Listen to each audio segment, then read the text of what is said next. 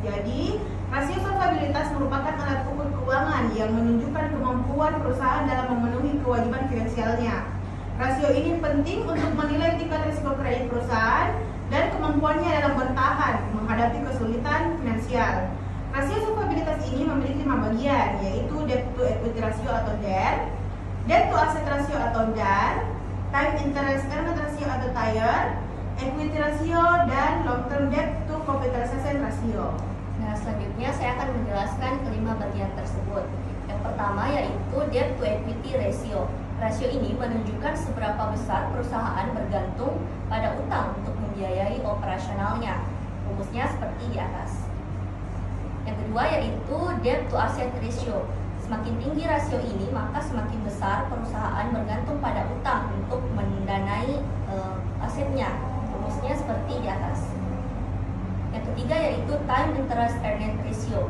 Rasio ini menunjukkan seberapa mampu perusahaan membayar bunga utang dari laba yang dihasilkan. Rumusnya seperti di atas. Yang keempat yaitu equity ratio. Rasio ini menggambarkan seberapa besar aset perusahaan yang didanai oleh ekuitas dibandingkan dengan utang. Rumusnya seperti di atas. Yang terakhir yaitu long term debt to capitalization ratio. Rasio ini menunjukkan seberapa besar utang jangka panjang dibandingkan dengan total kapitalisasi perusahaan. Rumusnya seperti di atas. Kami mengambil contoh dari neraca singkat PT ABC. Neracanya ada di atas. Setelah menghitung menggunakan rumus yang ada, kami mendapatkan hasil dari debt to equity ratio, debt to asset ratio,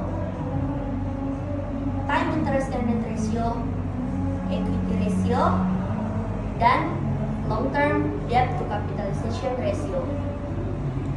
Nah, jadi hasil interpretasi dari data tersebut akan dibacakan oleh teman saya. Nah, rasio DER sebesar 1,5 menunjukkan bahwa PT ABC memiliki utang sebesar 1,5 rupiah. Untuk setiap 1 rupiah ekuitas, ini berarti perusahaan menggunakan lebih banyak utang dibandingkan ekuitas dalam pendanaan operasionalnya. DAR, 6.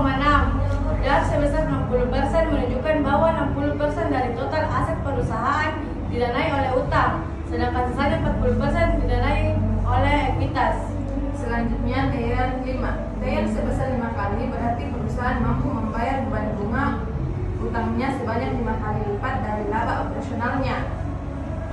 Dengan kata lain, laba operasional perusahaan mencukupi untuk menutupi pembayaran bunga beberapa kali lipat.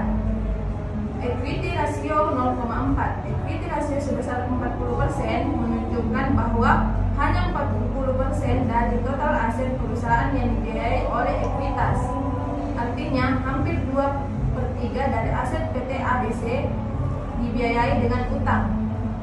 Long term 0,5. Long term debit to capital rasio sebesar 50% menunjukkan bahwa sekitar 50% dari struktur modal perusahaan terdiri dari utang jangka panjang, sedangkan sisanya dibiayai oleh ekuitas. Jadi hasil dari analisis data 2021, 2022, dan 2023 kita dapat menyimpulkan dan menurun dari 150% pada tahun 2021 menjadi 140 di tahun 2022 dan 125% di tahun 2023, dan mengalami penurunan bertahap dari 60% pada tahun 2021 menjadi 58% pada tahun 2022 dan 55% di tahun 2023. TIR meningkat dari 5 kali pada tahun 2021 menjadi 6 kali pada tahun 2022 dan 7 kali pada tahun 2023. Equity ratio meningkat dari 40% pada tahun 2021 menjadi 42% pada tahun 2022 dan 45% di tahun 2023. Interest coverage ratio meningkat dari 4 kali pada tahun 2021 menjadi 5 kali pada tahun 2022 dan 6 kali di tahun 2023. Nah, berikut tadi sedikit penjelasan mengenai analisis rasio solvabilitas. Semoga kalian semua paham dan mengambil sedikit pelajaran dari video kami. Terima kasih.